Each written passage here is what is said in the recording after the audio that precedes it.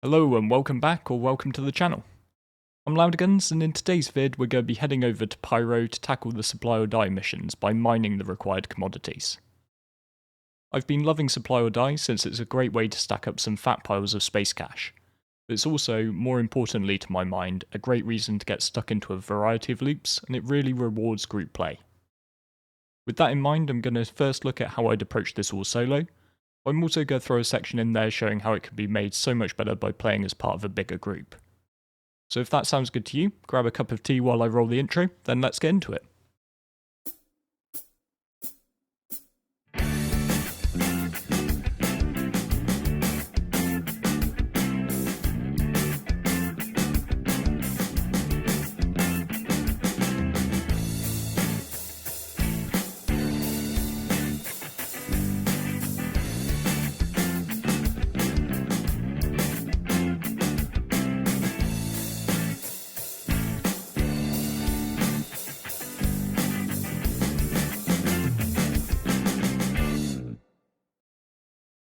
Since in the last video we looked at doing corundum and copper contracts through shooting and looting, I'm going to be primarily focused on tin and ice this video.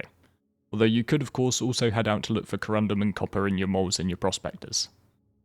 The tin and ice contracts pay out double the corundum and copper ones, with the largest on offer giving you a payout of 26 million credits versus 13 million.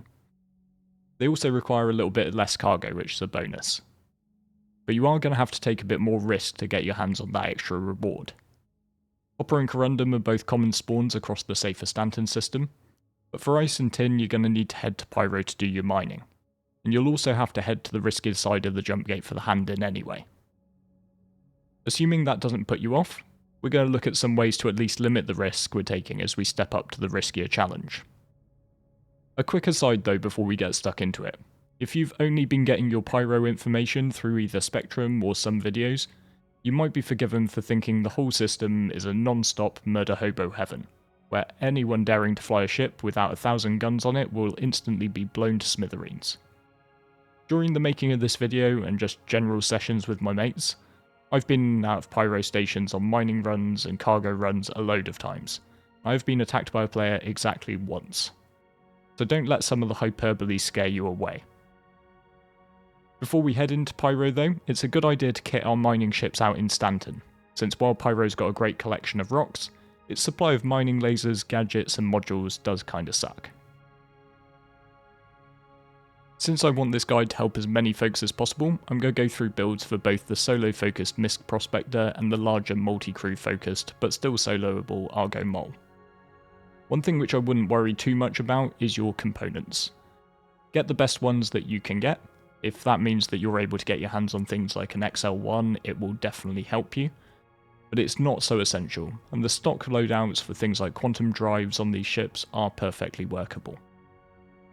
After this loadout section though, I'm also going to show a method pioneered by El Guapo to get way more SCU capacity on both of the mining ships. So for the Prospector, I think it's worth highlighting two builds. The first is what I would generally run with for tin mining, and it's for folks who are more confident miners really, looking to maximise the size of rocks that they can tackle. For this I'd go with the most powerful laser, the Helix One, and utilise the two slots that it has for modules to add a Riga C3 for additional power, and a Stampede consumable module for even more power. If you want to sacrifice some of this oomph for a little bit of an easier time cracking, you could always switch the Stampede for a Focus 3 just for some extra green zone. If you're not quite so confident, then another good option is a Hofstede size 1 laser. While not offering as much raw power as the Helix, its reductions in resistance, instability, and its increase to the optimal charge window make it a much smoother experience. You just won't be able to crack quite as big rocks. The size 1 Hof only has space for one module though, so I would slap a Riga C3 on just for a bit of additional power. And when I'm going mining for ice in the Prospector, since that only spawns in asteroids which are generally much smaller mass, this tends to be my default loadout. On the Argo Mole though, you've got 3 lasers available to you.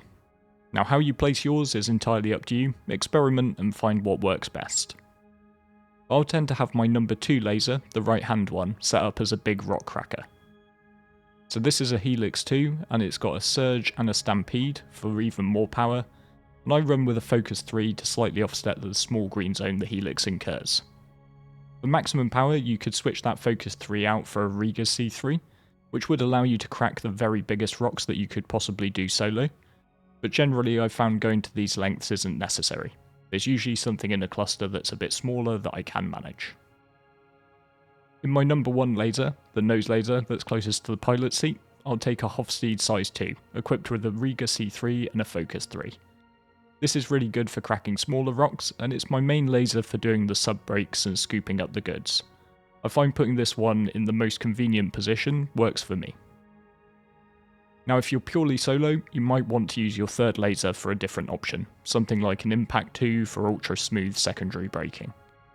But since I like to keep my mole ready for multi-crew, I actually just copy my loadout from laser 1, just another Hoff with a Riga and a focus mod. Although it is worth adding that when I do multi-crew, I ideally like to switch things around a bit, so the helix is on the nose and the Hoffs are on the wings. Just makes positioning everything in range a bit easier. Along with this mining equipment, it can always be useful to bring a couple of extra gadgets with you. The Sabir can be really useful if you find the rocks are a bit too tough to break, and the wave shift offers an increase to the green zone for those breaks that are offering you just a sliver. If you can crack rocks without a gadget, then by all means do. They're an additional expense since they're rarely worth trying to recover, and it's always a risk getting out to your ship to go and attach one to a rock. But it's always best to have one in your backpack and not need it than need it and not have it. I would then, after making sure I've got a few bottles of cruise for the road, add a few spare surges and stampedes so that I can manually replace them if I run short. With the loadout complete, let's take a quick look at a trick you can use to increase your carrying capacity. Quick disclaimer here, this is without a shadow of a doubt an exploit, so if you don't feel comfortable using exploits of any kind, then by all means don't. So to do this on the mole, first you'll need to unlock all of the ports on the ship with Alt and K and make sure that at least the shields are off.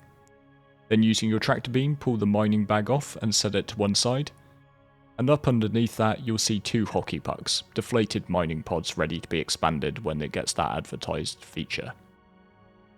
Pull those off too, and then insert one of them into the lowest snap point that you can. Then take the mining bag and snap it to the puck. If done right, the puck will appear to be in the middle of the bag. Grab the puck and pull straight down to yank that out, and the bag should stay where it is. Cool, now go ahead and do that to all 8 bags. After you're done, take out a ballistic firearm and pump a few shots into your beloved orange machine. Then hop into the pilot's seat and hit repair from the vehicle services, and this will replace the bags in their original position while keeping the ones that you've added. And voila, 192 SCU. The Prospector is much the same method, but you are going to need to buy 4 of the larger Argo mole bags. You can get these from the refinery, and you'll also need to get a 2 SCU box. Now this can be any commodity or a storage crate from the cargo center. You'll also want an Argo Atlas to do this easily, but thankfully they are cheap as chips. First load the 2 SCU box and the bags onto your cargo elevator and bring it up. Then place the box into the center to make it nice and easy, and using the Atlas, grab the bag and without letting go until you've got it positioned right, find where it snaps to the middle of the 2 SCU box. Click again to just place that there. And from that position you can tractor it out of the elevator. After you've got all your bags out, it's then very similar to the mole. Remove the bags and the pucks from the Prospector, replace the puck at the lower point, and now add a mole bag. Just be careful not to mix up the mole and the Prospector bags here. Once that's on, remove the puck with one smooth pull straight downwards. And once you've done all 4, pop a few ballistic shots into the ship and hit repair. Then you'll have grown your capacity to 80 SCU. As I said, I'm taking no credit for working this one out, and that very much goes to El Guapo, whose channel I strongly recommend you to check out. I'll link it down in the video description. So now that we're set up, it's time to think location. Unlike the Corundum and Copper missions, which always have a hand-in point of Pyro Gateway, the hand-in for Tin and Ice can bounce around a bit, and be any of Obituary, Ruin, or Checkmate. These stations also all have refinery decks, which you'll need to come back to with your goods anyway, so I'd recommend basing out of any one of these. Gaslight Station might seem appealing given its proximity to Pyro 4, which is one of the hotspots for tin mining, but this station lacks a refinery deck and doesn't feature in the hand-in locations, so there's no point basing out of here. Personally, I chose Orbitary as my base of operations, but wherever you're starting out, just be sure to store your spare gear here and hit up the medical clinic to set your spawn in case the worst happens. Then it's worth thinking about where we're going to be heading to mine our ice and tin. To better inform our decisions, I'd recommend checking out one of the best mining tools I've ever seen, Regolith Surveys. This contains a bunch of data of different rock types and ore types and where to find them. From this we can see that the best locations for ice are the RAB asteroid clusters, with Rab Zeno at 32% and Rab Cook at 23%, offering the highest surveyed instances of the material. These are probably not going to be exactly accurate, but it's a really good guide. However, my recommendation would therefore be to avoid both of these sites. First up, you're more likely to find other miners out there, so you'll end up with competition for your rocks. And second, always remember that pirates and other assorted scoundrels can and do look at the same data that we're looking at. So if someone were plotting an ambush, I can guess where they'd start. I would happily take the slightly lower odds offered by some of the other RAB sites in exchange for a bit more safety. When it comes to tin though, there's undoubtedly a clear set of winners, and that's the moons around Pyro 4. All of these offer a solid chance of coming across it, and with 6 of them to choose between, you can mix it up. And mixing things up is one of my other most solid recommendations. If you want to avoid being on the wrong side of laser repeaters, then the best thing you can do is just reduce your predictability. Don't just go back and forth between the same spot over and over again. Vary up your mining sites and mix up going for tin and going for ice. Just in case somebody's noticing that you're doing that, they won't be able to see where you're going so easily.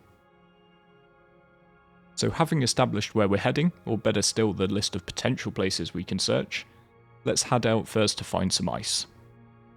Initially, a lot of people found this one harder of the two to get, and to be fair, it does spawn in lower quantities, so you'll have to do a bit more searching. But it benefits from 2 factors. One, it's purely found in asteroids, so we're going to be doing 0G flying the whole time. And 2, ice only spawns in I-type asteroids, and I-type asteroids are always going to contain ice. Clue's kind of in the name. So we've got a unique signature of 1660 to work with. When you let out a ping with tab, you'll get returns for anything close enough, and if you enter scanning mode with V, and look at that return, you'll get a signature readout in the center top of your HUD. When looking for ice, we're only looking for hits of 1660 or multiples thereof. So 1660 would be a single ice asteroid, 3320 would be 2, 4980 would be 3, and so on and so forth. Anything else we can discount and not bother going to investigate. Then it becomes a case of looking at as many returns as possible as quickly as possible. So to cover as much ground as I can, first I let out a ping and I look for a nice clear line through the asteroid field into open space. I then speed up in a straight line heading there, and I decouple by pressing C. Now as long as I don't add any thrust inputs, I'll just be hurtling through the asteroid field in that direction and at that velocity regardless of where I turn my ship with the mouse. So I can let out pings and just spin around on the spot to check the readings. You can set the speed to whatever you're comfortable with, and whatever allows you to comfortably check the readings as you go. But remember, the faster you move, the more you scan, the quicker you find ice. Once you've got a positive hit, recouple to help you slow down and get yourself heading in towards that return. Narrow your ping angle by scrolling up on the mouse wheel, and let out further pings with tab to hone in on the exact location of the rock. If you lose the readout at any point, scroll back down on the mouse wheel and let out a ping at a wider angle to get your bearings back. And once you've got in nice and close and can see the asteroid itself, switch over to mining mode by pressing M and let your laser scan the rock by just hovering over it. This will give you an impression of the size of the rock with a guide to its composition and the SCU, so you can figure out how much ice there is potentially in there. Get yourself into optimal range, then left click to engage your laser and scroll up to add some power. You can keep it pretty high to get the initial burst in, but be ready to scroll back down to reduce power before you hit the green. It's good to use this time to just calibrate exactly how much power will get the charge level to tick up a bit and down a bit, so you don't have to figure that out in the green zone itself. Hold the charge in the green, avoiding any drifts into the red while it charges, and you'll crack the rock. Don't worry if you do stray into the red. If things look too dicey at all, just cut your power with left click and back away to put some distance between you and the potential explosion. Once the rock cracks, you can scan the pieces to see which have the most ice in them. And some of these may require a secondary break, and particularly in the Prospector, I would make these before scooping, although I'll never hesitate to scoop up a 100% piece immediately. Keep in mind that secondary breaks will require a lot less power, and by default your laser will be at the same power level that it was when you turned it off last. So just be sure to drop the power before starting a secondary, as you may otherwise quickly overcharge a smaller chunk. When it's time to scoop, you just want to hold Alt and press left mouse button, and that will switch you into extraction mode. And it's time now with everything broken to just get picky, particularly in the Prospector. With this event, ice and tin are worth more than anything else that we can mine, so we want to make sure we go back with just as much as we can. However, while perfection is possible, I could only accept 100% ice pieces and ignore anything lesser. This will ultimately mean finding and cracking more rocks, so setting your acceptance level a little bit lower does work out to be a bit more efficient. My general rule is that as long as out of my 80 SCU of capacity, I'm bringing home about 60 SCU or 75% ice, then I'm generally quite happy with that. Although if I was at a stock 36 SCU, I'd probably be a little bit more picky. Once you've grabbed all that you can, it's likely time to go back to scanning to find more rocks. Just repeat the scanning process, just remembering to scroll down again in scan mode to widen out your angle. It's worth noting that while you're out mining, you might see signals for other ships that look like this. Now usually I am a paranoid android, and I'd just leg it. But these asteroid fields are very common spawns for NPCs, and as long as you stay well away from them, they won't give you any grief. If you do come across players, or if the chevrons appear as NPC ships come close to you, feel free to just switch to your QT mode and warp away. And after you've filled up your hold as best you can, it's time to head for home. As ever in all things mining and cargo related, don't forget that everything in this game, for the time being at least, is PvP. As a hauler or a miner, your best strategy is just to avoid ever getting caught.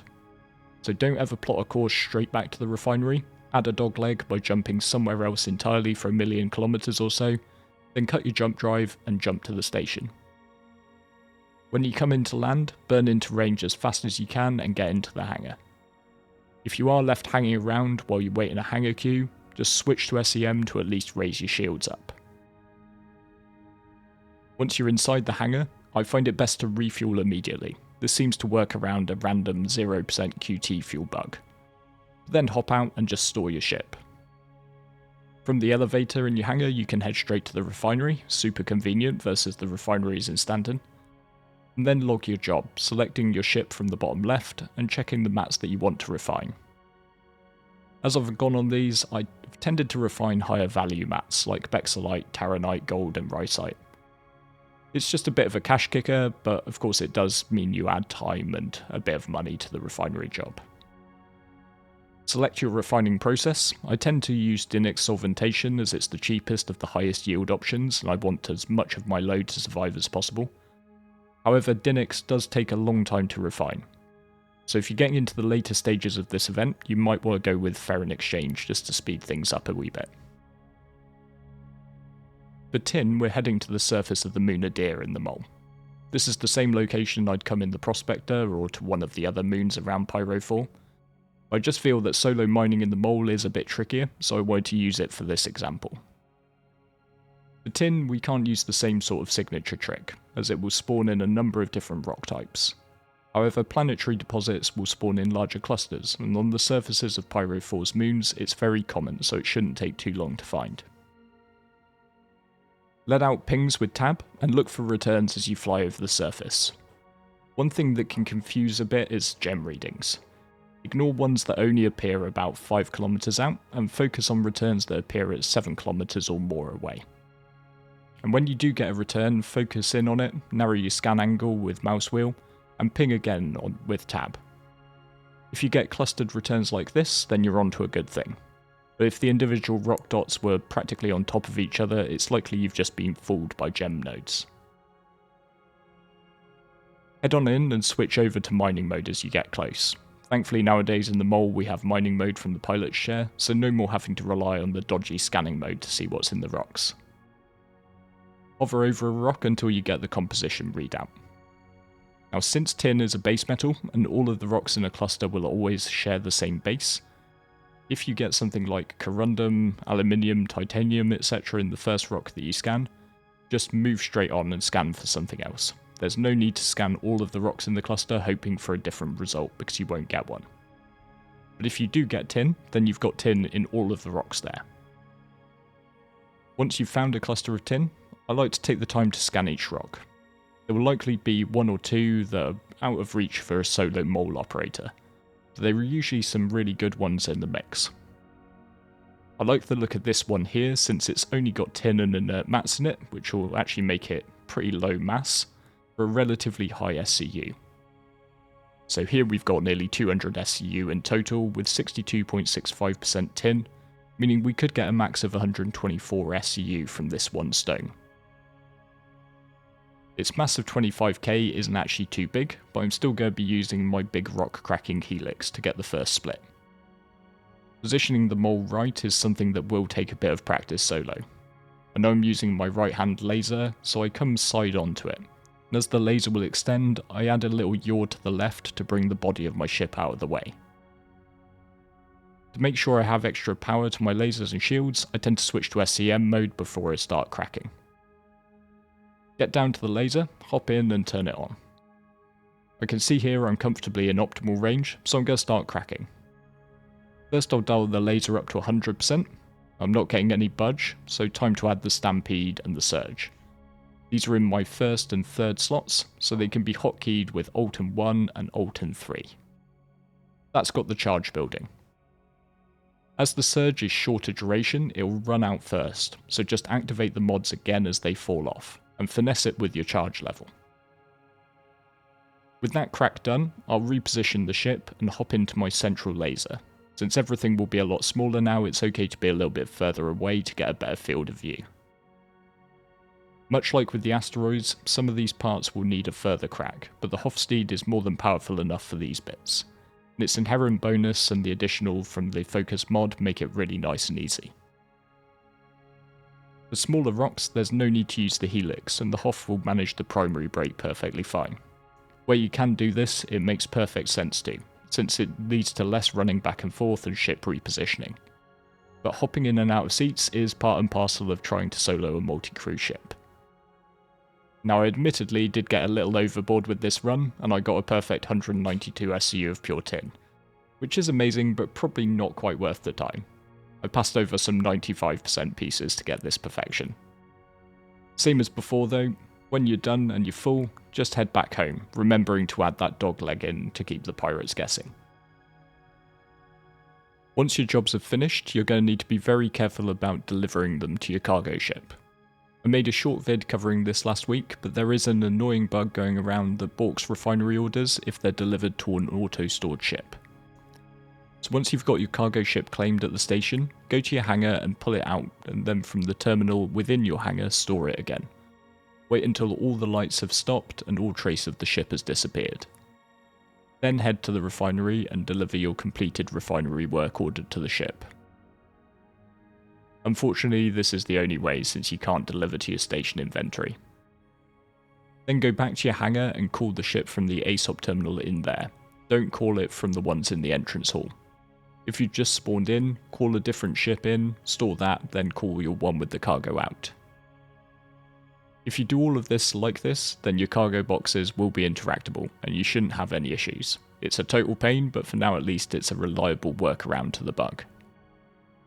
Empty those boxes off your ship and onto your freight elevator to store them in your station inventory.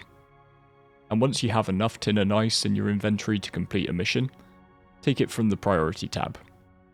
Now these missions will bounce around between Obituary, Ruin and Checkmate. If you're at Obituary like me, and the mission spawns at Ruin on this server, then you could just load your cargo onto a hauler and cart it across the system. But this is unnecessary risk to be taking to my mind. You're better off instead just server hopping, changing regions as you go to ensure different ones, until you find a server where the mission you want is for the station you're at. Then bring the required amount of cargo up on your freight elevator and send it back down to complete the contract. Keep in mind that you don't need to worry if you don't have the exact number of SEU. As long as you're over, the mission will essentially just give you smaller crates as change.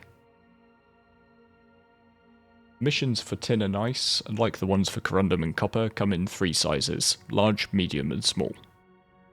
Now in this one, unlike in the corundum and copper ones, it's actually the small contracts that pay out the most per SEU. You only need 6 of each tin and ice, total of 12 SEU to make 790,500 credits, so that works out to about 66k per SEU.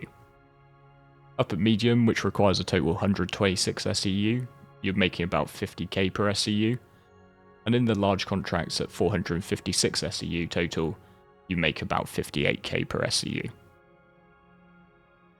However, while completing numerous small missions would therefore be the best way to make cash, you'd make the most AUEC overall for your cargo, it would also mean completing the mission lots and lots of times. So probably still the large mission is the most efficient for the pure AUEC gains. If you're in it purely for the rep though, the points that allow you to unlock the rewards, then completing more smaller missions is always going to be better. Now as I mentioned in the beginning, this is all perfectly doable solo, but as with all things in Star Citizen, I personally think that they are just made so much better by doing them as a group. We've been running a number of org and community events tackling the supply or die chains. This weekend we put together a huge mining crew to scour Pyro for tin and ice. The mole is honestly just a total joy to operate with a proper crew, and with the ability to put more lasers onto the same rock, you can crack even the largest stones with no worries. For the planet-side tin mining, it helps to have prospectors working alongside the moles, as they can be really useful scouts, helping the slower ships find good clusters. Plus, if you're working in a group, you can fully exploit the biggest clusters that you can find, with one group calling in reinforcements if there's more tin than a single ship can manage on its own. And for the asteroids, even more nimble ships like fighters can help in locating those distinctive ice asteroid signatures, making it far quicker to get onto good rocks. Of course, it's always a lot more relaxing when you know that you've got some folks in combat ships as well looking out for you when you come in to land at the stations. In this single session, we cracked enough tin and ice to hand in nearly 3 of the 26 million contracts. So everyone gets to walk away with a decent payout as long as I chuck in a bit of this tin and ice that I've mined making this video. But honestly, the most important thing is giving folks the taste of proper org type gameplay. If you want to get involved, please don't hesitate to hop into our Discord, the link is just down in the video description below. There's no pressure to join our org Frontier Consolidated, and a lot of the events that we run are open for everyone to try out. And I think that's a perfect note to end this video on. I hope that you found it useful and that for the couple of weeks we've got left of this event, it'll help you scour Pyro for the good stuff. If you enjoyed it, I would massively appreciate a thumbs up, and if you'd like to stay tuned for more, then do hit subscribe to stay up to date. But with all that said, thank you very much for watching to the end, and I look forward to seeing you next time.